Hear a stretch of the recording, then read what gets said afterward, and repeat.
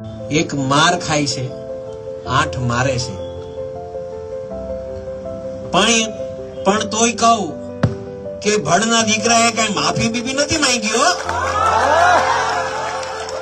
એ મર્દાનગીનું કામ છે. એક વાત સમજજો, મારવું અને માર ખાવું ને એ બે મર્દાનગીનું કામ છે. છેતરીને મારવાના પ્રયત્ન કર્યા, છેતરીને, અને વિડીયો બનાવીને એક દહેશત ઉભી કરવા માંગતા હતા.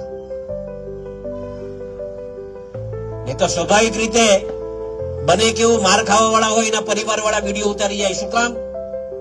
કે ભાઈ આ મારવા વાળો હતો. પણ આ લોકો તો પોતે મારે, પોતે વિડીયો બનાવે. એનું દુઃખ હતું મને મિત્રો, એ મને ખટકી ગયું હતું અહીંયા મગજમાં. મેં કીધું આવી દાદાગીરી સહન નહીં થાય.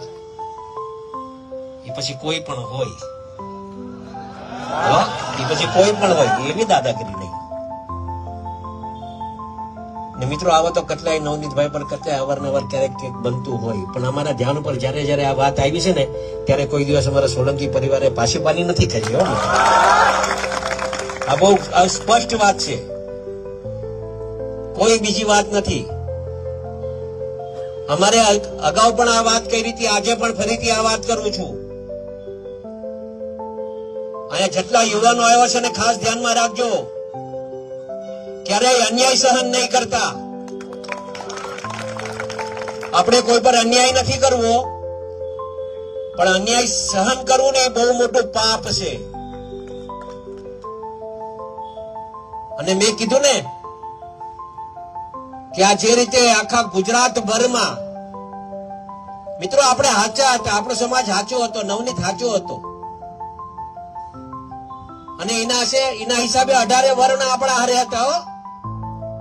કોઈ એમ કહેતો હોય કે આ સમાજ તમારા હારે નથી, એવું નહોતું.